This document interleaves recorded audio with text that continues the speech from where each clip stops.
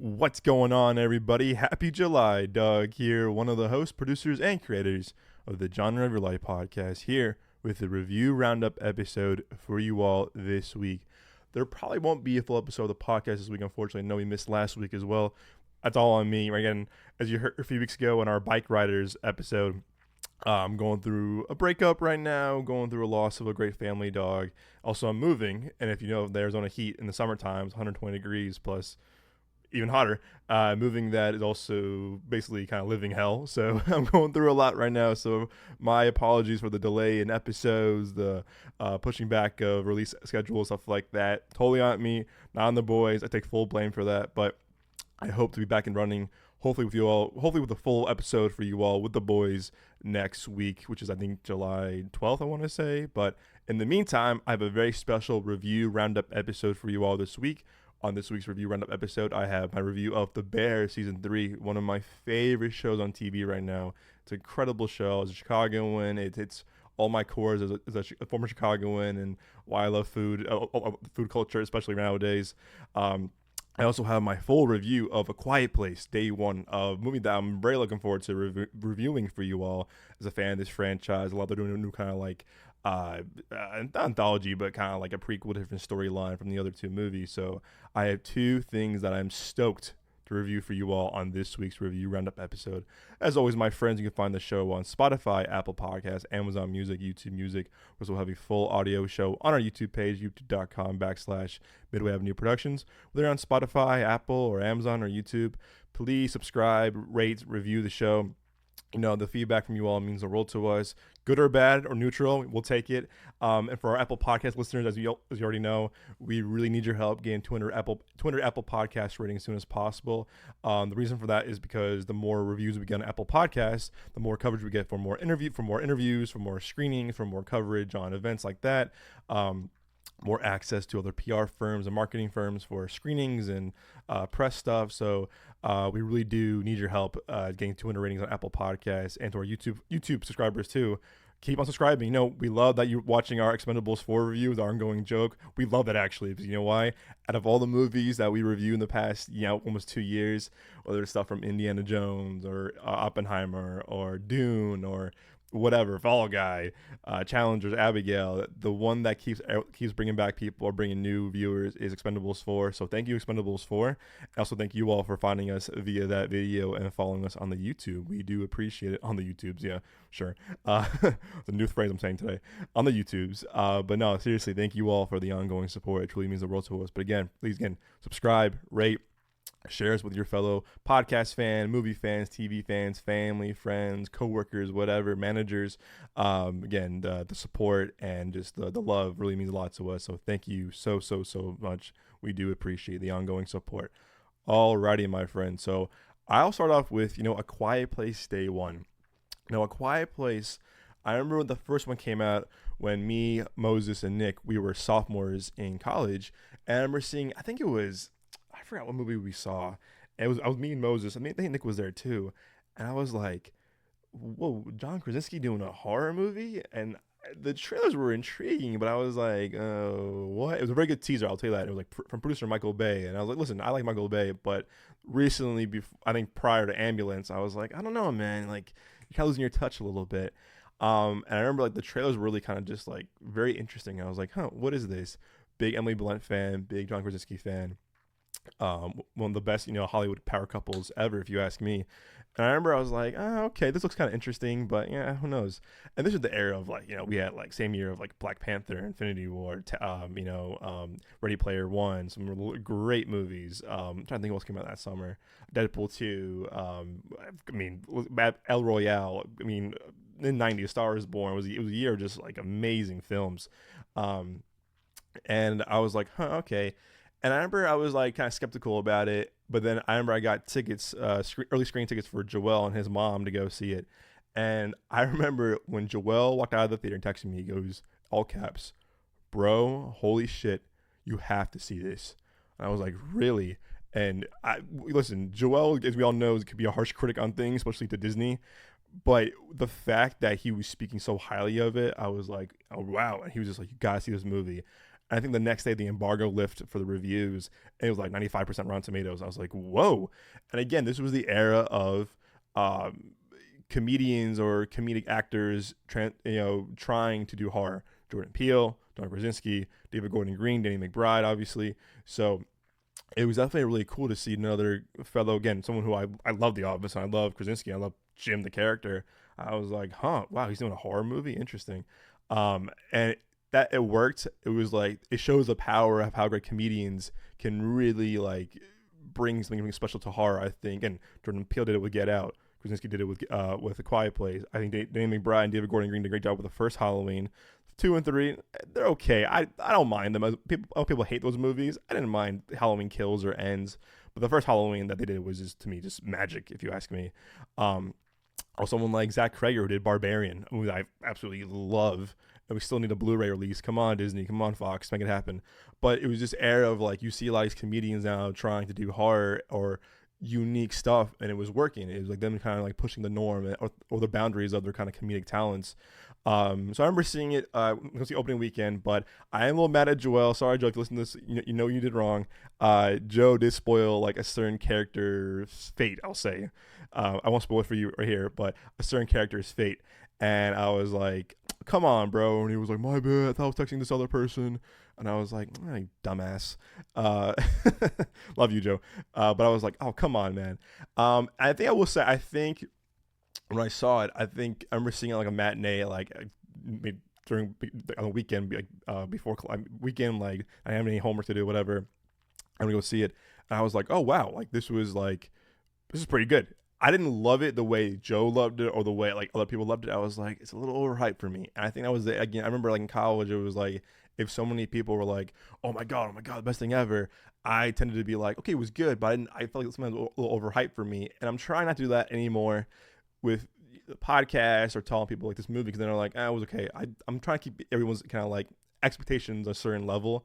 However, that movie, I was like, oh, it was really good. It was original. I'm intrigued by it, but I didn't love it the way everyone else did. I remember Joe was like, what are you talking about? It was good. I appreciate the hell that it was, again, an original film. Krasinski did a phenomenal job directing and writing, and also Emily Blunt was just amazing in it, and the two kids were phenomenal. Great premise. It definitely was like showed me to my core of just like how to be quiet the entire time, and I was like, oh my god. So I was very impressed with that. And when they announced part 2, I was like, okay, who's going to be involved? And to me, I felt the reassurance of Krasinski coming back to direct and write. I was like, ooh, I like that because he did create this world and knows this story very well, bringing back the family from part 1. And I was like, I like that. I like consistency in films. You know, we bring the same director and writer back for most of the franchise or for a sequel at least. I like that because I felt like if you're the one that establishes this world and the characters and the rules, good for you to come back to kind of like be a part and kind of just like kind of shepherd the story going forward. And obviously, I think this part 2 was supposed to come out like March 2020. Obviously, that didn't happen because of COVID. And then we waited a year and like almost a half before the second one came out. And I think people already saw it, but they were embargoed for a year and a half because like it was the release was pushed back. And I remember because it was like the first really big movie to bring back people back to the theaters. It was like Memorial Day 2021. People were getting vaccinated. People were being safe to go back to the movies. And I remember me and my boy, shout out to boy Hamza, went to an early screening of it like that same week. But it was like I was surprised because it was packed, full crowd, and it was like I think we're still masked, but I was like, wow, like this is really cool to see this movie kind of bringing people back to the big screen again. You would think it was like theaters are dying, streaming is this, whatever, but that was kind of like really the first big movie. I mean, there was movies before, obviously Godzilla vs. Kong and a few other things before that, but however, the first real big movie to come back to the theaters on a big weekend was Quiet Place Part 2. So I was very eager just for it because of like the experience of being with the crowd and seeing it with my friend and looking forward to the next part of it all. And I walked out of Part 2 liking it more than part 1. I was like, wow, this is great. And for some, I don't know why part 2 kind of just stuck with me more. I think like the part 2 is kind of like the expansion of the world and kind of the filler at the beginning of the movie as well. But I don't know what, part two worked for me a lot more, where I was like, wow, I really like this one. And I think I like part two a lot, maybe like part one even more. So I still think at the time, I think part two was like, oh, this is more superior. But both, I think both are just very well made films from Krasinski. Great world building, phenomenal acting from everyone. Cillian Murphy was a great addition. Jaimin Hansu was a great addition to this, as he was in Quiet Place Part One, Quiet Place Day One, that we'll get into. But I love the expansion of the world and kind of just like the survival of it all. It was very intense. I do think that it was, again, it's a very rare occasion where the sequel is either better or as good as the first one. And I think hats off to Krasinski and everyone involved that like they didn't want to like just like cash in for like, oh, the sequel bigger, better, whatever. And again, the first one was very special because the first one had like a budget of like, I don't know, $20-30 million, which is like still pretty low for a big studio movie like that with pretty big stars. So I like that, like it was condensed enough to know like, hey, listen, this is the story we're gonna tell. We're not gonna blow it up this huge spectacle thing. It's gonna work. And again, I really thought part two was better than part one, and that's, again, kudos to everyone involved, because again, like I said, we see a lot of movies nowadays or shows where it's just like, oh man, part one was so good. What do they do another one for? What are they thinking? It ruins the legacy of the first one. Not in this case. I thought they did a great job with part two. At the screening we went to, there was like a virtual Q&A with Krasinski and J.J. Abrams, kind of talking about like, the theater experience, which like bring people back from the theaters because of COVID, whatever, and also kind of like the making the movies and the kind of the plans for like a universe, whatever. And I remember right there and there, Krasinski was like, "I'm not doing part three." A great guy named Jeff Nichols, who just did the Bike Riders, actually, was going to do the next one. And I remember I was like, "Oh man!" But I remember he announced it like then and there. And I was like, oh, that's cool. But I was like, oh, all right. But I was kind of bummed. I was like, okay, finish this movie. But I think you can tell Krasinski was like, I want to do something different. I want to do a different project after this. With, again, respect. You made two great movies back to back. Hats off to you, sir. So I get it. I understand why. And I remember it was like May 2021. And I think it was like little to no traction of it. I think it was like early 2022 is when Jeff Nichols dropped out to do the Bike Riders, I believe. So I was like, oh, there you go. That's it. And I was like, oh, that's a bummer. Like, I kind of want to see. Like, I thought it was like kind of either dead in the water or who knows. But I remember at the time, like, or before that, it was like, oh, it's Nichols is gonna do like a spin-off or like a prequel kind of thing. And I was like, okay, it's cool. I like the kind of seeing different, different character or different storyline in this universe. Again, I always thought like after part two, I'm like, this would be a great anthology series or a great kind of like, not anthology, but like different anthology series of just like you can do different people's stories, different characters, different places, and kind of just see how like they survive in this post-apocalyptic, this monster infested world now. And I was like, okay, cool, I'm intrigued by that. And you have Lupita Nyong'o, oh my goodness, phenomenal actress, Oscar-winning actress, she's great in everything that she's in. They have the traction moving, and you got I think it was Nat Wolff. Let me see what it is. Well, Joseph Quinn was announced, and I was like, I think it was right before I watched Stranger Things 4, season 4. So I was like, okay. I was like, okay. I think it was Alex. Yes, it was Alex. So Alex Wolff was announced, and then Joseph Quinn, and then it was like, okay, Joseph Quinn. I saw him in Stranger Things 4, season 4. Great addition to it. Awesome. Let's get the ball rolling for sure. And I was looking forward to it. Like, okay, cool. Who's going to be attached to it now? And then I think it was Mike. Then they announced Mike Sarnowski was going to direct this, and I was like, okay, who's Mike Sarnowski? And I remember seeing the trailers for Pig when they came out, like during like 2021, and I was like, is this supposed to be like a joke or like almost like a parody or something like that? But from what I've heard, people just love that movie so much. So I'm like, you know what? All right, you know what? Respect. Hey, if it works for you, it works for, again, whatever. And I've heard good things about it, so I do want to watch it eventually. He announced it. I was like, okay, well, I really haven't seen Pig yet, but again, I trust a young filmmaker to do this. I think John Krasinski, he also wrote and produced this Quiet Place Day One, so he definitely, I think, has some for sure involvement with like who's gonna like direct, who will like he passed on the baton to of like, hey, this is your franchise now, good luck to it, but still staying involved, co-writing the story, also producing it with him. So I was like, okay, cool. Like he's still involved somehow, not like, all right, good luck, guy, I'll see you later. Like he was still involved shepherding the story and producing it. And also and pictures of him being on set, very involved with the production of this movie.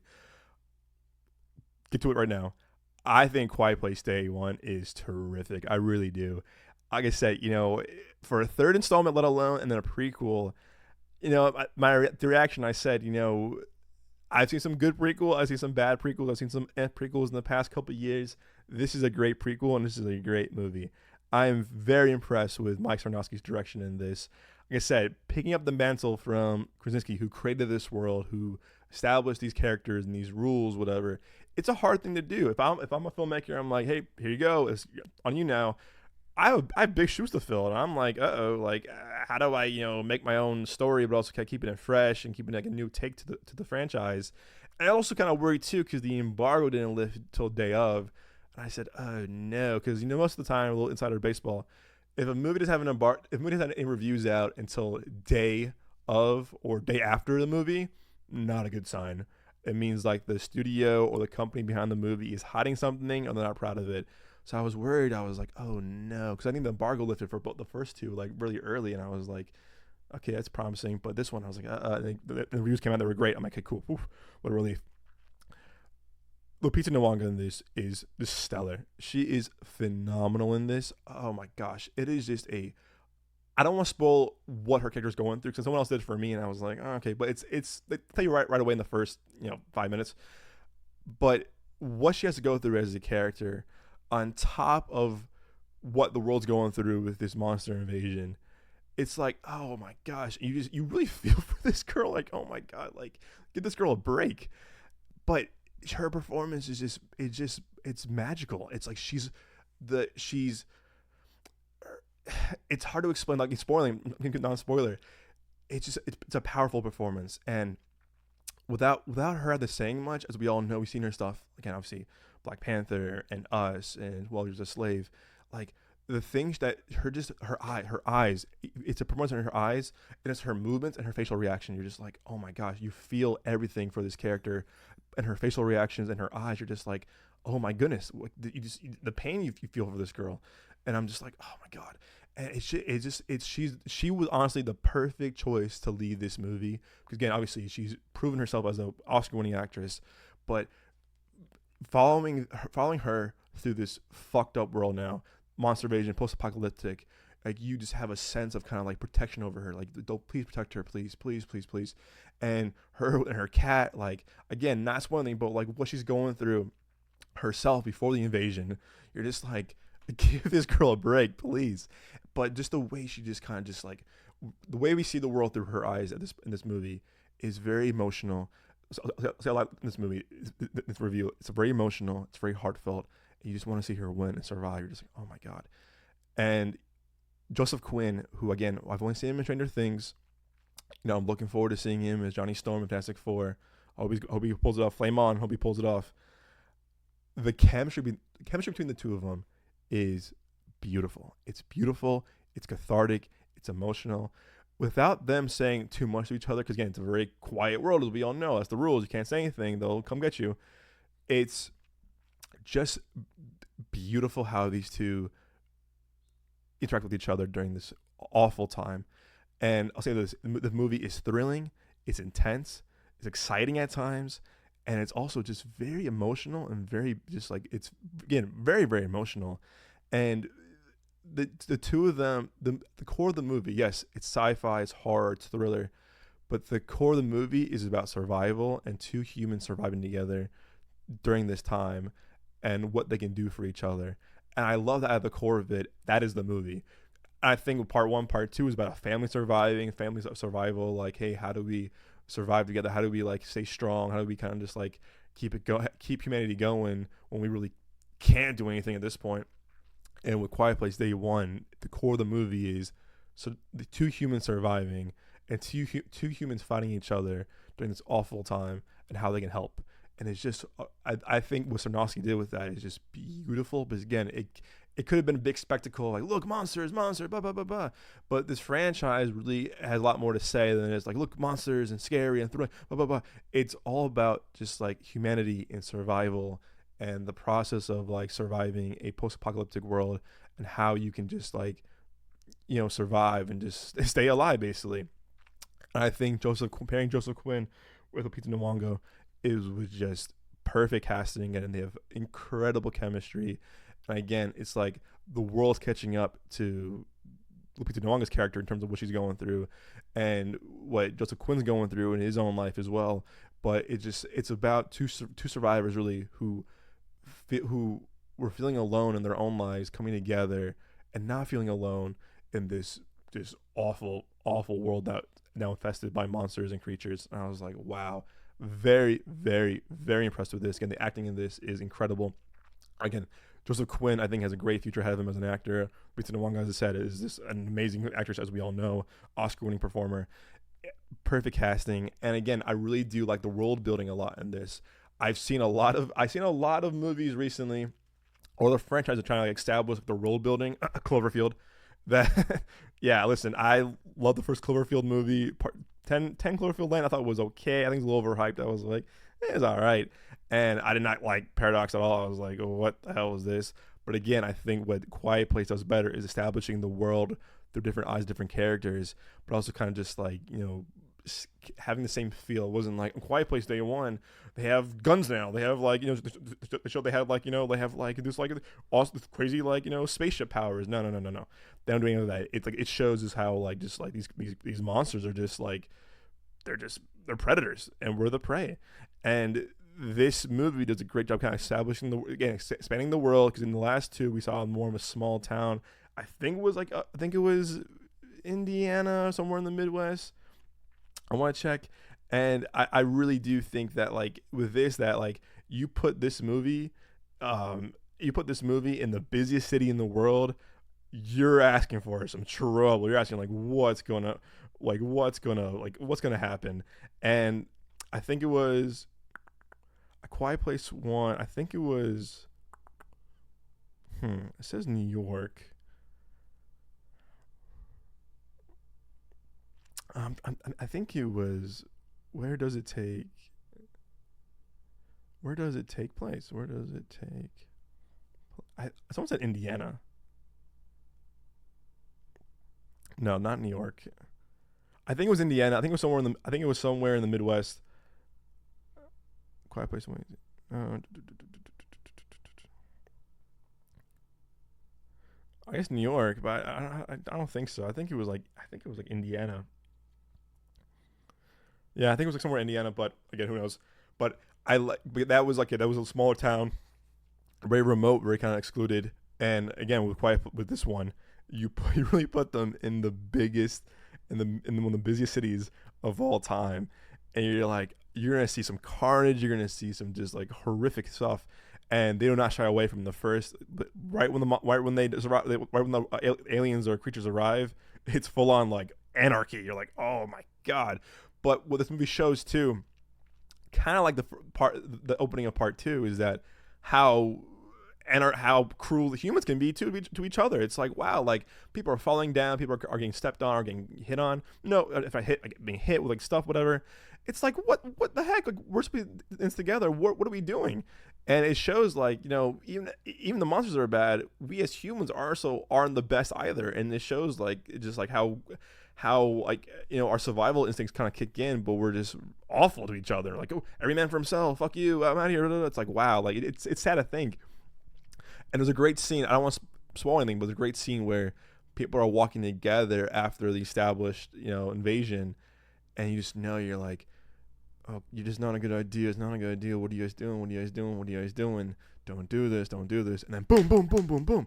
You're like, it's like, oh, damn it. Like, I knew this was going to happen. It's like, you think you're safe. You think you're kind of like, you think you're all is well, but it's like, no, you got to realize that like, you're not alone. We're not alone anymore. We are now being hunted. We are now food. We are now just like kill for these aliens. It's like, what the heck? So I just liked how they kind of just dove deep into that. Again, the world building of it, putting them in a new environment. Again, the busiest environment in the world and in the country. And I thought that was very smart of them to kind of put these characters here, and just like, how do you survive an invasion in the busiest and one of the biggest cities in the world? Good luck. And I really did like that about it. The score in this is who did the score in this? The score in this was incredible, very emotional at times when there's people are speaking or things are being shown. You're just like, oh my gosh. And I thought the score in the first two were great. The score in this is just remarkable. and Alexis Grapas, who did Pig Act, funny enough, with Sarnowski. Again, I thought his score in this was very haunting. It was beautiful. It was emotional. It was also very intense. And speaking of sound, the sound design of this is incredible. I really highly recommend, again, if you're waiting for this movie to watch on VOD and whatever, when it comes out on VOD, or waiting for I'll watch it on streaming, whatever. No. Listen, as you all know, we are very pro theatrical on this podcast. You have to see this movie on the big screen. If you're a fan of the franchise, if you're new to the franchise, you can watch this one without watching the other two perfectly fine. If you're a fan of horror or thriller or sci-fi, you have good filmmaking, good acting, see this on the big screen. It is worth the full price of admission. The sound design on this is incredible. When the monsters are just or they're weird like creaking noises, or they're kind of like when their faces kind of like open up to eat somebody or kind of take someone away. The sound design on this is just remarkable. Or the walking so slowly here, tink tink, or a little bell, and it's like the sound design on this is remarkable. I thought it was great in the first two, but the sound design on this, mainly because it was New York City based, is outstanding. Visuals, again, obviously great. There were obviously a gripe I had with it was there's sometimes a little too CGI, where you can definitely tell it was okay, there's a little too CGI. Well, the first two kind of felt more it's more grounded in location. I think there's definitely real locations in this movie, but you can tell when Lupita and Joseph are walking in the city, you're like, it looks very fake or very green screen zoom background-esque. You're like, I don't know. And again, this is not really a spoiler because in the trailer, there is a connective thread in this movie with a certain character, Jaimon Hansu, who was in part 2, and you see him very early on in the movie. You're like, oh, look, there he is. And he's kind of the glue between the last part 2 and this movie. You're like, oh, look, there's someone we know from the last few movies. But again, it won't alter your experience because, again, I definitely would watch this one first, and then go watch part 1 and part 2. Sorry, Quiet Place Day 1, and then Quiet Place 1 and Quiet Place Part 2. It's definitely worth seeing it if you're not a fan of this. Not if you're new to this franchise. It's a great starting point. If you like him, you can watch part 1 and watch 1 and 2. If you don't like it, oh well, you tried. But I do think that this is a great way to kind of bring people back, new people in to the franchise, as well as kind of also rewarding for us fans of the previous 2 movies. So definitely see this movie if you're new to the franchise, or if you're not, or if you're already a fan of the franchise. It's definitely definitely an experience. Like I said, you cannot get this at home. If you watch it at home, you're like, okay, yeah, it's quiet, all right, sound up, whatever, lights are on. But being in a dark room, being with crowd, the lights are off, again, the sound is there, the surround sound's there, the visuals. This is why we go to the movies. Experience like this. And I jumped up multiple times in this movie. Listen, I don't care for jump scares. Sometimes they're kind of cheap. I think some certain movies are kind of cheap. But I genuinely jumped like 5 or 6 times where I was like, oh my God. And my mouth was covered, my hands covered my mouth. And I was like, shut up, be quiet. And I was like, I'm not in this movie. Why am I doing this? But just the reaction I had to this movie.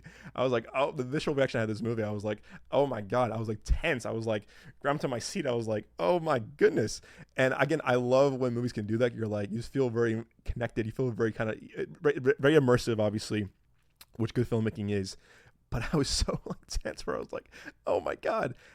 I was really impressed with this movie. Again, I think the trailer sold me a few months ago. I didn't watch trailer 2 or any more TV spots. I was like, cool. Watching the first one, know what it is, who's involved, boom, I'm there. And I'm really glad because I think that just like the marketing of these movies have been really great. And again, they really kind of reel you in. And like I said, I was very impressed. Again, Sarnowski did a phenomenal job. I think he made this franchise, this fan base, and I think Krasinski really proud because he did a great job kind of like taking the mantle and making it his own.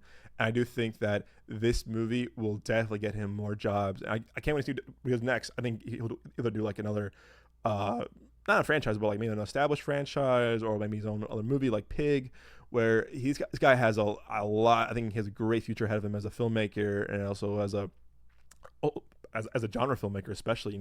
Again, haven't seen Pig, but I know people love Pig, how weird and how like creepy it is. I think he did a great job with the human element and the emotional elements of this movie. I just was very, very, very impressed overall. I will say another thing too. I don't want to spoil anything, but there's a certain group of characters who are certain or a part of this group at the beginning of the movie who are part of something, I would say. And I've had family members and friends be part of this certain group, or trying to keep the right words without spoiling it. They're belong to a certain group of certain people with certain stuff. I'll say that. I don't think they would be as active, I'll say, as people who are not. No, it's very cryptic. People who are not part of this group. So at first I was like, you're taking these people who with this where? And I'm like, I don't really know about that. And I was like, that's a little questionable. So I was like, I don't know. I was like, yeah, I don't know if you would take these group of people here when they're doing this. I was like, nah, it doesn't make sense. But more of a nitpick, I guess. I was like, I don't know. But you know, I'm again to do another one. Again, I consider it's hard now because there's two movies with the family and there's part one now. This one without different storyline. I guess I would consider this a trilogy now, in a sense. And if we are, I think it's a great trilogy. I think it's one of the best trilogies we've gotten in a long time. If you ask me, like I would have definitely like.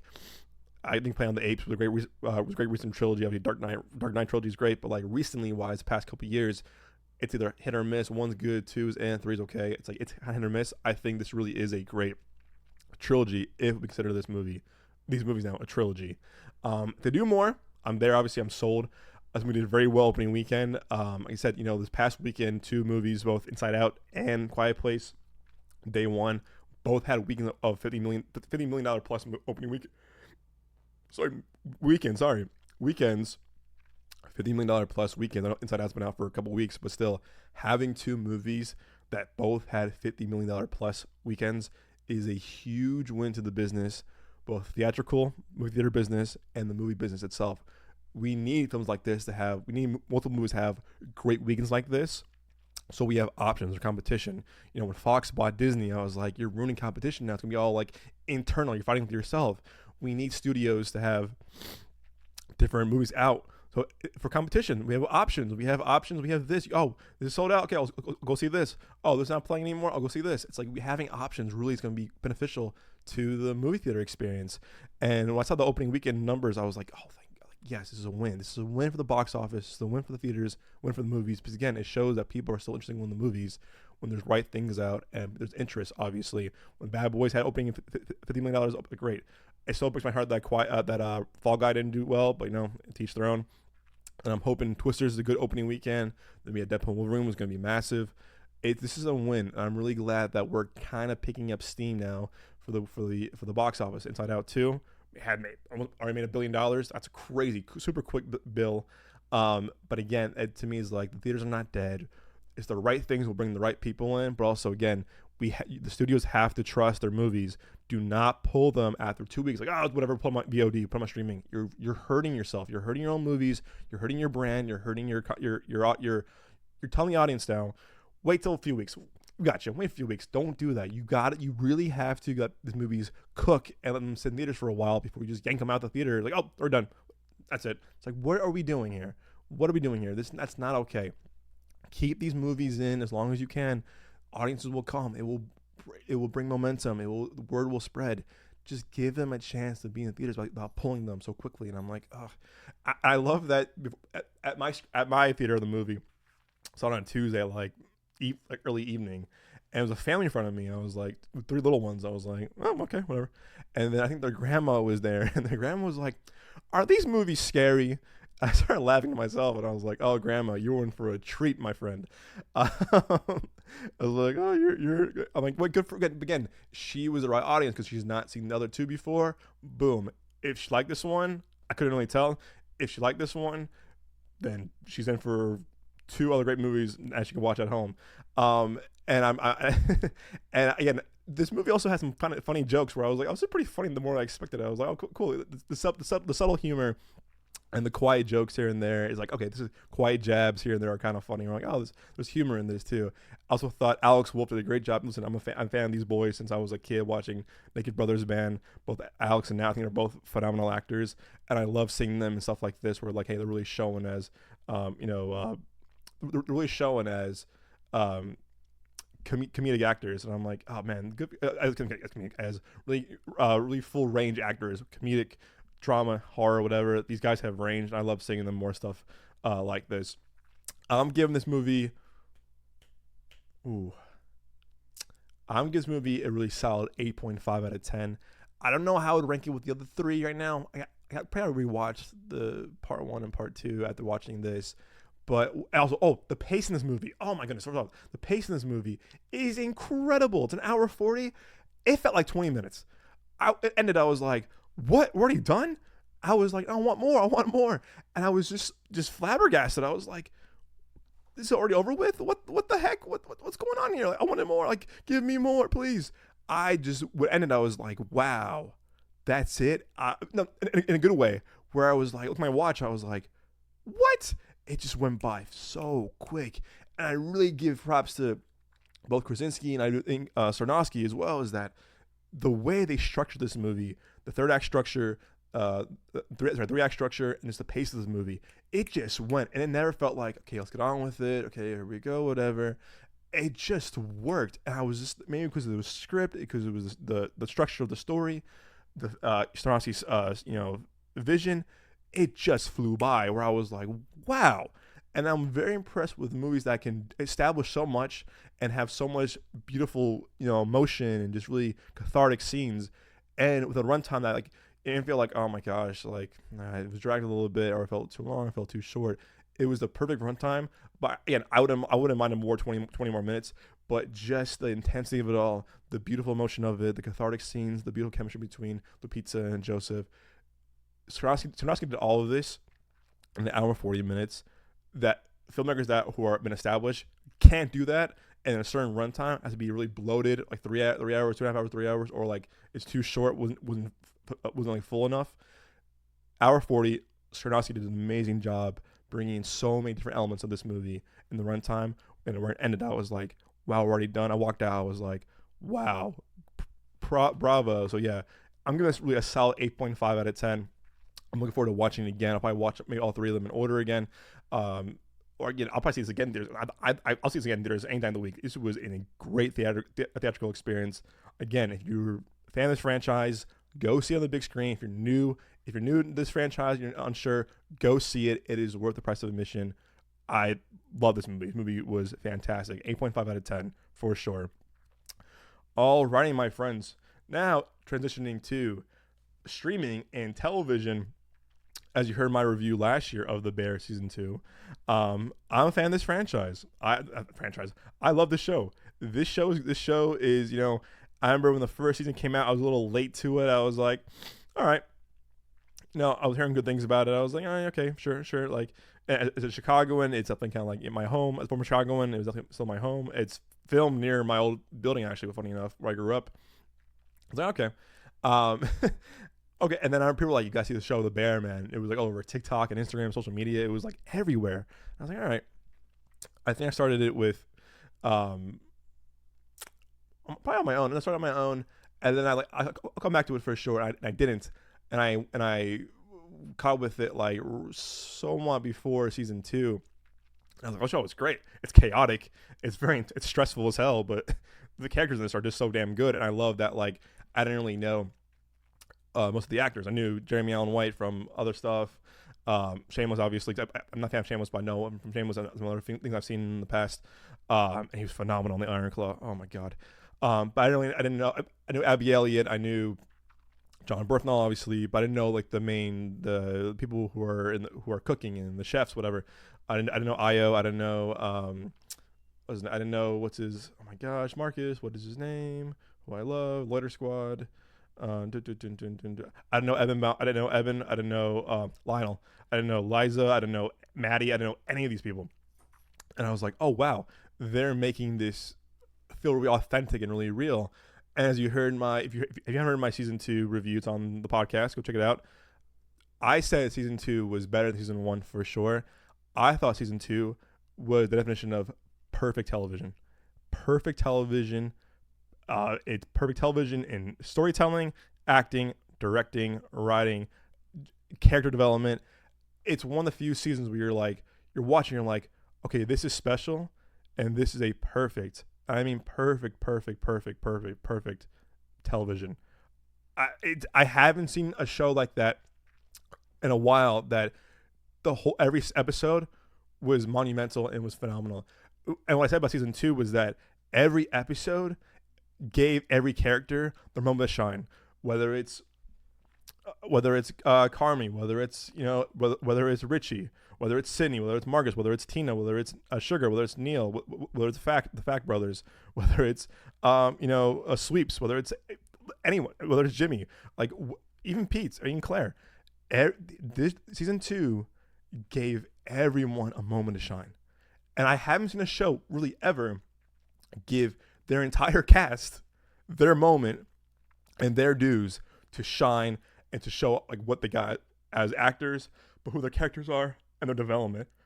Like I have never seen that before. I'm sitting there, I'm like, what am I watching? This is just phenomenal. And I give a lot of props to the creator of the show, Christopher Storer, who I think directed most of season 2.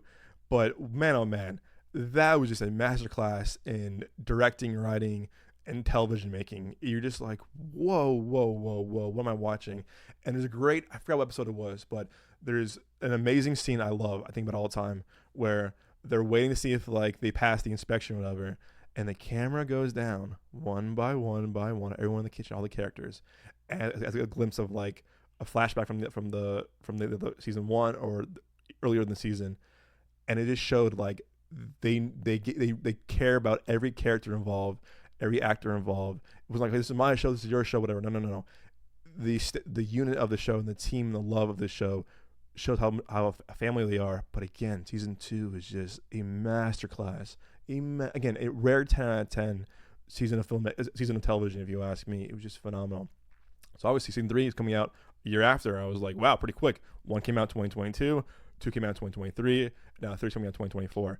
Back to back. Which, hey, I love this show, so sign me up. But I had really big hopes because I'm like, listen, season 2 was just perfect and so special in so many ways, where I was like, okay, you've a lot to live up to right now. I'll probably bounce all over this place because my notes and everything because of this show. I binged all in like 2-3 days, whatever. I'll start with this. It started off very David Finchery, which I really like, including the score. I love that we explored more of Carmi's backstory because we got a glimpse of it in season 1, season 2. And when it ended, I was like scored by Trent Reznor, Atticus Ross, and I was like, that makes sense. We do most of their movie. They did Social Network. They did The Killer, Benjamin Button, I believe. I could be wrong. Girl with the Dragon Tattoo. I think they did Mank. They did Mank with him. Oh my gosh, what else did they did? They did a great score for Ninja Turtles. Gone Girl, obviously, mid 90s, Challengers, Soul. Just a remarkable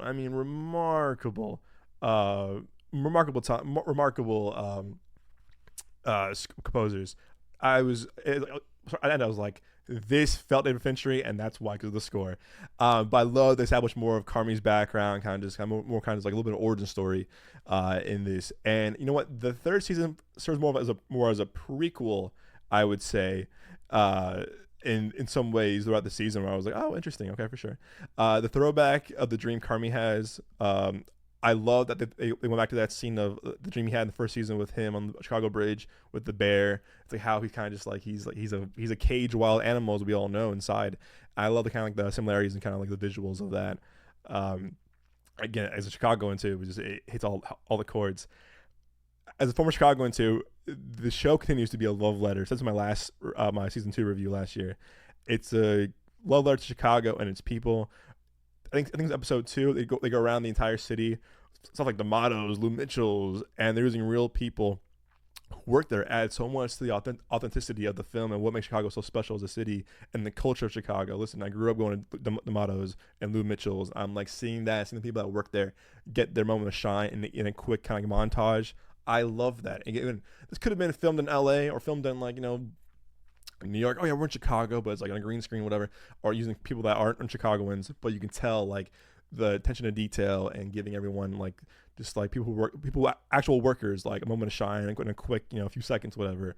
This really shows how much the show respects Chicago and it as a character itself. Like the city of Chicago is for sure a character of its own in this series, no matter what. And I love when shows can do that, make the city and make the location feel very involved and very welcome and very as a character of its own. It's chaotic as ever, as we all know. The show is chaotic as ever, but for some reason, right now, I'm finding that I'm enjoying the chaotic, the craziness once in my life. I feel like, I don't know. When I was watching the episode 2, I was looking forward to the craziness and the cursing and the crazy and the yelling and the shenanigans. Where I was like, I'm finding comfort in it. Maybe because I'm looking forward to it, or maybe right now because I have a lot going on in my life right now, where I'm enjoying seeing dysfunctional somewhere else. Basically, I don't know what it's about myself, but again, I really definitely for some reason I enjoy the chaoticness this season.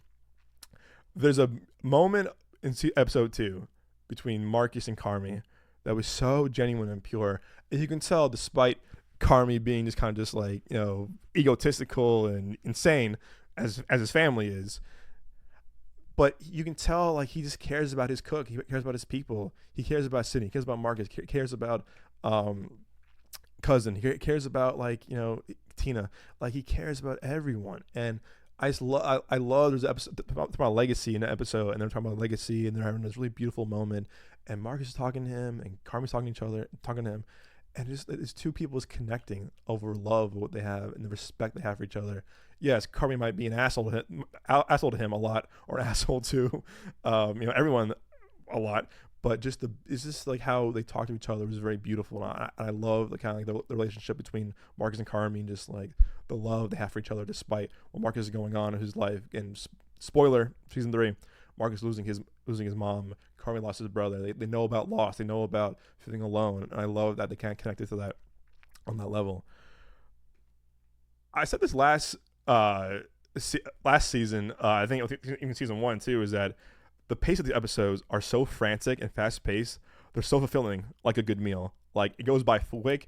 If they were like an hour and a half episodes, I feel like you'd be like, okay, all right, okay, for sure, whatever.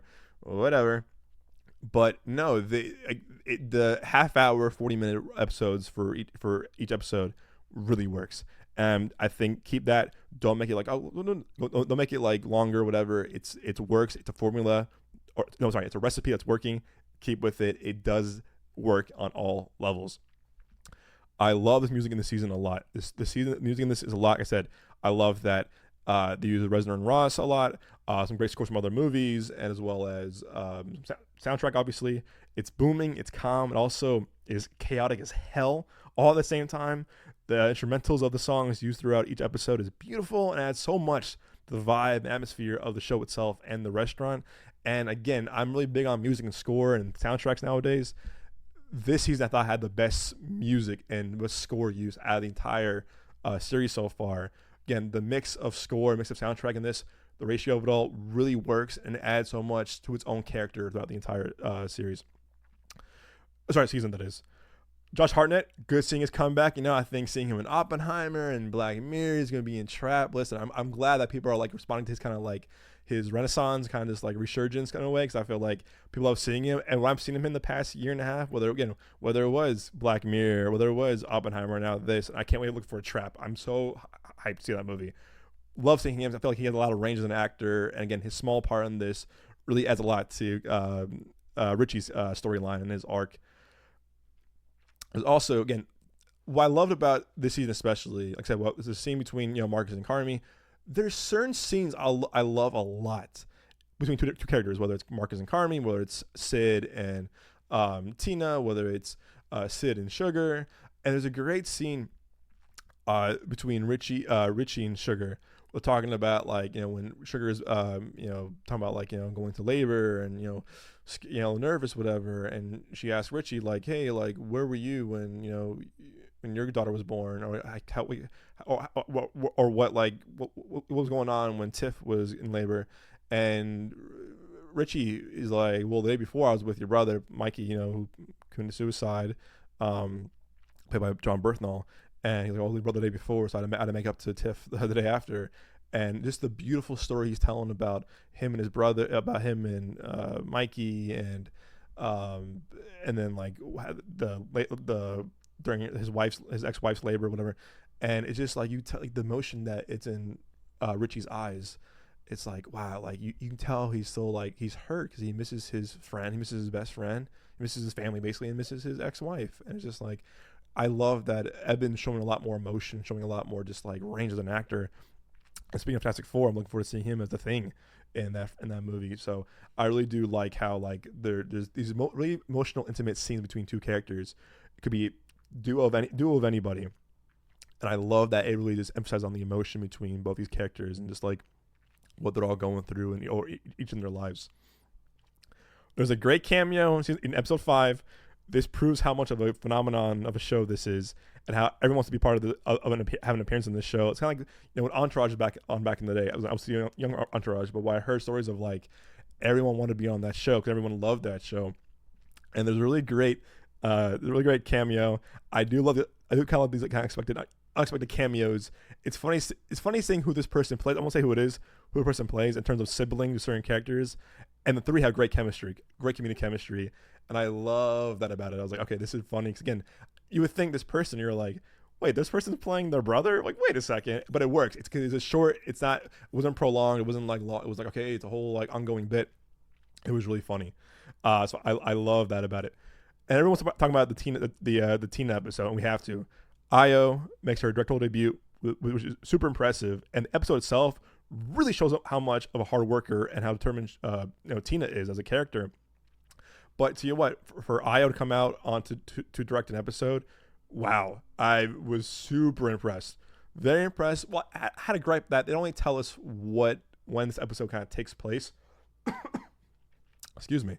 They only tell you like when, like timeline wise, but nevertheless, like it just this Io knows this world enough now, being a main lead for the past 2 seasons, and she knows these characters pretty well.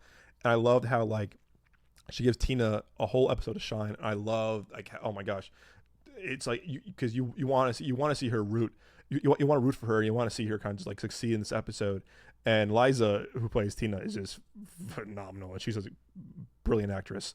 But what I loved about this episode was that it's a great commentary on how rough the job market is, especially nowadays. Even when you have experience, when you're a hard worker. And I liked how the show didn't shy away from the harsh reality of the job market. Right nowadays, especially, and in the past year now, it's and I loved how it really shows. Do not shy away how shitty some people can be who are on the hiring side, and how shitty they treat people. Like I've had interviews or when interviews are like, whatever. They don't treat the candidate with respect or potential candidate with respect. And this episode does not shy away from like how fucking cruel and mean people are on the hiring side. Of like, we're people too, you know. You got treat them with respect. I loved how Tina went off on one of the rude people in her job search. I was like, yes, girl, yes. Out on the same. I mean, I probably do the same thing. I'd be like, you know what? Fuck you. Like, are you serious? Like, this is ridiculous. So I love that I love that commentary between commentary in that episode. As a former Chicagoan, I appreciated how they didn't shy away from how annoying and how unreliable the CTA bus is sometimes, and the trains. Like, you know, they're always delayed at the worst time. I remember growing up, like, I want to go to school or go to the movies, whatever, or go to events. Like, hey, the bus will be here in 5 minutes. Check the thing. Nope, sorry, just kidding. Delay 20 minutes. You're like, get the hell out of here. Seriously? And Tina goes some guys like an experience like that where it hit me in the core where I was like, girl, I've been there all my life. I know what that's like. I was texting Joel, like, dude, there's a great scene in Bear Season 3 where like CTA, because he knows what I'm talking about too, is like the CTA is one of the most unreliable public transit like you'll ever experience, unfortunately. No to the CTA and the hard workers. A little bit of a diss to the CTA, I guess, because like CTA a little bit, because like I've been back to visit a couple times in Chicago, and I show up, it's like, hey, 5 minutes. Just kidding, delayed. It's like, yeah, that makes sense. That makes sense. Unreliable. So again, as a former Chicagoan, it definitely kind of like struck a chord in my system where I was like, oh yeah, definitely. I can't emphasize enough how amazing these use of flashbacks in terms of narrative storytelling, and it really fills a lot of gaps and asks a lot of the backstory of these characters, no doubt. There's a great flashback scene with Tina and Mikey that is so heartfelt and so genuine that like I felt very emotional watching it. Like, it's a really sweet scene, and it just proves how much heart the show has through the insanity, through the chaos. It's all about people trying to do their best and surviving in this world, in this industry. And this show also, may I add, proves how underrated of an actor John Bernthal is. He's phenomenal in this. I've been a big fan of him since like forever. And I think this role was curated perfectly for him, and he really shines in these flashback scenes. And the scene I'm talking about, I think it's all over social media now, was that there's a scene between Tina and Mikey that was just beautiful. And again, like I said, it goes back to the thing of like these scenes with these two characters is beautiful. It's emotion, again, very emotional, but just like it's so much character development. But and just like you show like through all the crazy shit, there's love for each other in this kitchen. And this Mikey and Tina interaction was just so beautiful, super heartfelt. It was very uplifting, I would say, at times, and I love that about it. I'm so glad Io directed that scene, because it added so much to the backstory of these characters, but also just like you can tell how much Tina loves Mikey. Like whenever like Mikey was being slandered or whatever, Tina was like, we're not doing that, because Tina really has so much love for Mikey, even though she lost him. I do have some bad, I will say. I'm kind of all over the place right now in terms of this review. I think the Fact brothers, who were funding the last two seasons, they are starting to get on my nerves, and they're getting very annoying. They have a lot more involvement in this season compared to the last two, as I said, and it's almost too much of them.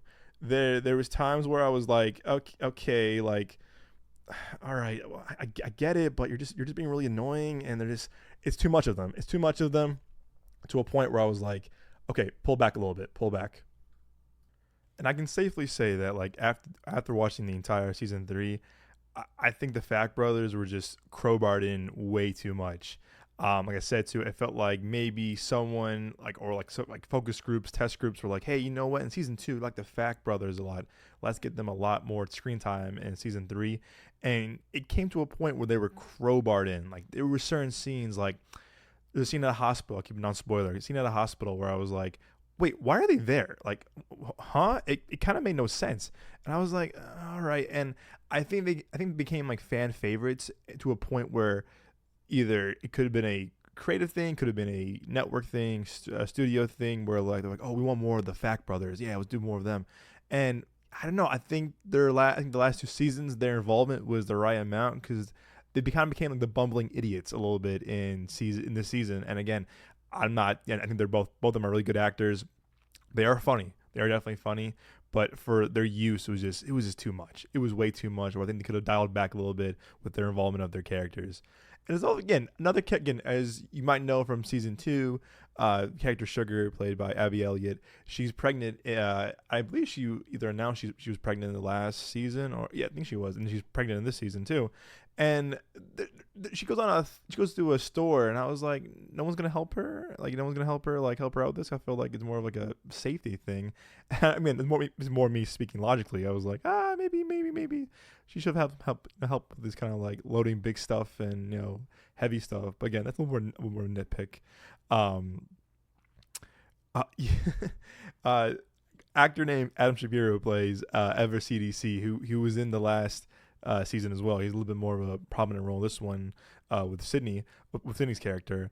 For some reason, it kept reminding me of like a Walmart version of J.J. Abrams, whether it was the nose or the glasses or the hair. I was just like, this is like a weird like multiverse J.J. Abrams. And if you agree with me, I hope you see what I'm seeing, because I'm just like, I don't know, I keep getting like J.J. Abrams vibes from him for some reason. I did like the redemption they gave Donna, who I think was perfectly casted as Jamie Lee Curtis. Jamie Lee Curtis is just one of the best actresses of all time. And when I saw her pop up last year in that crazy hectic dinner scene, I was like, oh wow, that's perfect casting, and she's so good in the show. And despite her having another small supportive role in this season in one episode, I thought they utilized her very well, and they kind of gave her a little bit of a not full circle, but a little bit of redemption, because everyone keeps saying like, Donna's this, Donna's that, whatever, but they all love her. their mom, and people consider her like family, but you just know that she just was unstable, and as we saw last season at the end of season 2 where season 2 where she couldn't even go into the restaurant on opening night. And I think with this, there's a moment of, again, not spoiler, but there's an episode where she has her moment to shine, and you kind of see a little bit of redemption for her. And I do think that if they carry this into season 4, they can expand a lot on that. And I, as a fan, I was always a fan of Jamie Lee Curtis and the fan of the show. I would love for them to kind of expand on her redemption and her kind of just like seeing her kind of like be the mom that she wants to be, and kind of be there for her kids and be there for Carmi and Sugar. So I did like how they used her in this season. Again, I think that was definitely some redemption for her character, because I think last season we're kind of like had a bit of like a sour taste in her mouth regarding her character. There's a lot. I mean, there's a lot of amazing character moments and a lot of great emotional moments between characters. And that's why I think this season really thrives on. I think season 2 gave everybody their shining moments. Every character in that restaurant, everyone had their shining moments. And I think with this season a bit differently was that they definitely gave certain characters some really amazing emotional moments. I think this season especially kind of just relies on that, of like the bond of certain characters, the kind of the backstory of certain characters. And again, I don't want to spoil too much, but there's a scene with, Mikey and why am I blanking on her name? Well, I just talked about it too. Mikey and why am I blanking? And this is again when you have so many great actors, great characters. Mikey and Tina. Mikey and Tina. There's a great scene that I kept watching over and over again, and I watched the clip outs of it on YouTube and like TikTok, where I was just like, the scene is it's just well directed by Io, but it's just like really just you're watching it really because of just like you're focusing on these two characters, two people who are going through their own shit, but they found each other kind of at the right time in terms of just like who they are as people. And again, what Mikey and just like you see really just like this bond form between Mikey and Tina, and I love that scene. And it's just acted amazingly by John and Liza. You're just like, oh my gosh, like you just want to stay in this scene longer, because it's kind of like a slice of life. You feel very warm, you feel very kind of just like positive about it, and I love that scene so much. So I think really this season really is about the bond between two different characters. Like I said, I mentioned earlier about Marcus and Carmi. It's a great scene. I love scene between Marcus and Carmi. I love that, and the bond and the camaraderie between all of the characters is still the heart of this show, and why we continue to root for them and keep coming back to them during this lovely chaos. It's really true. Like there's a reason why we come back to this show, and we're excited for this show, despite it being almost like a 30-minute like anxiety attack and just stressful, because you do want to see the bond and camaraderie of these characters. I think is why the show is so special, because of that reason. And I do think that the show never loses, the season never loses that the show never loses that like kind of like significance of like what makes the show so special. Line on this, definitely not as good as season 2. I wouldn't use the word disappointed or referring to it as a letdown. I think a lot of people were like, wait a second, this isn't 1 or 2. And I'm like, yeah, I can definitely see that. But I've seen a lot of shows where you like, oh, first 2 are great, and 3 was like, what the hell is this? Like, what was going on? So I wouldn't say that. But I would say it's not as special as what made season 2 like the perfection that it is. Like, again, I really do consider season 2 just a perfect season of television. It's a perfect season of television, and it's crafted well, written well, acted well. Again, I keep saying that season 2 is more of a masterclass of television, and it really is.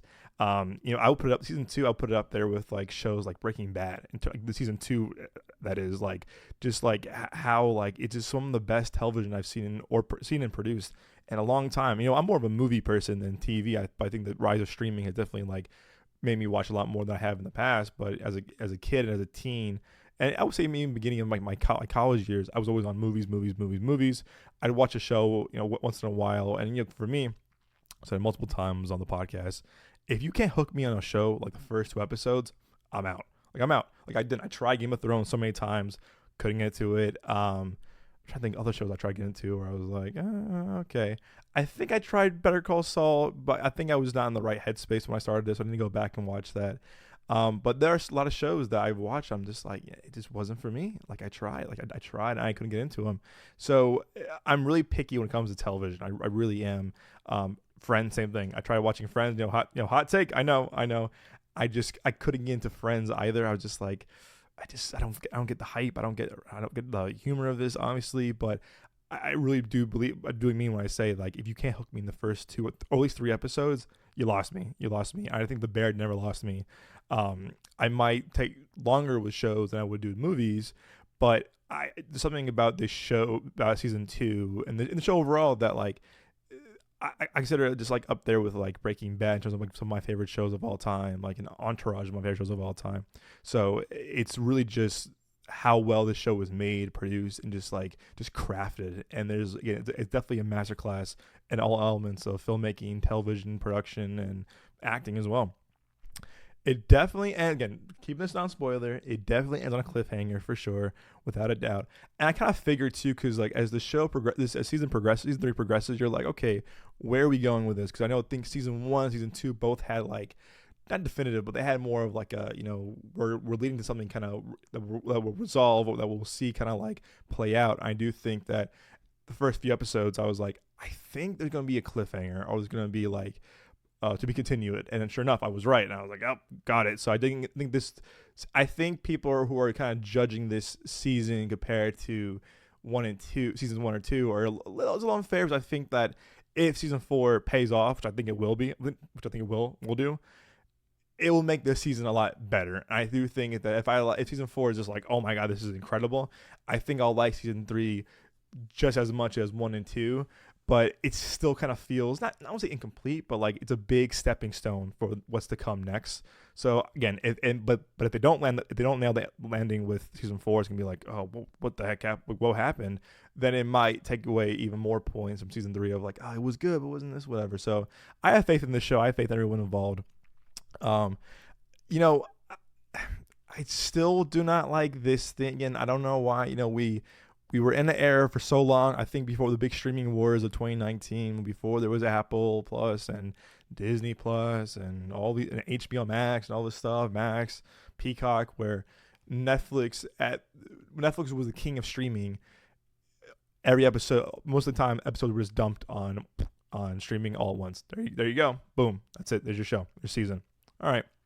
But then I don't think until when streaming services became more just like, when they were expanding, it was just like, oh, wait a second, we can do network television style and again, like, build momentum and build an audience. I think that a lot of shows, I think Ted Lasso definitely benefited from that, where it was just like, you haven't watched a show yet, you got to watch it, man. And it would build audience. Again, I think a lot of people also too, back in the day of free trials, you would have a free trial, like, cool, cancel the show, whatever. But, you got to build momentum. You got to build an audience. I think Netflix has this issue a lot, even with their movies too. They dump a whole season of a show on Netflix or a movie on Netflix, and then no one's talking about it a few weeks later. Think of The Gray Man with Chris Evans and Ryan Gosling, and by the Russo brothers did Endgame, Infinity War, Winter Soldier, Civil War.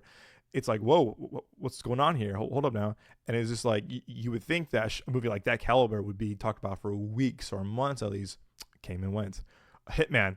I loved Hitman. Linklater, Glenn Powell. Loved this movie. Did pretty well for the first 2 weeks. That was a month ago. No one's talking about it anymore. So you got to build momentum. I don't understand this model that they're dropping The Bear all at once on Hulu. I know it's one of your most viewed shows of all time, one of your most successful shows of all time. Why are we doing this? Build momentum. Keep coming back every week, and then you're gaining new audiences, and you're doubling your viewers, you're doubling your your growth for new subscribers and followers, stuff like that. So, and again, word of mouth. I think word of mouth for these shows. I think when Mandalorian season 1 came out, it was word of mouth. Like, you've seen this new Star Wars show, it's awesome, it's so great. Word of mouth. I think Ted Lasso, which I think had a benefit of being because it came out during COVID, but again, word of mouth. Season 2 came out, word of mouth, more viewership. So I really do think it's important for shows to go back to the network model of just releasing it every week. Because again, you kind of gain suspense. Like, oh, can't wait for next week, and you're talking about it. And you're talking about it on podcasts like this. You're talking about it on YouTube and networks, stuff like that.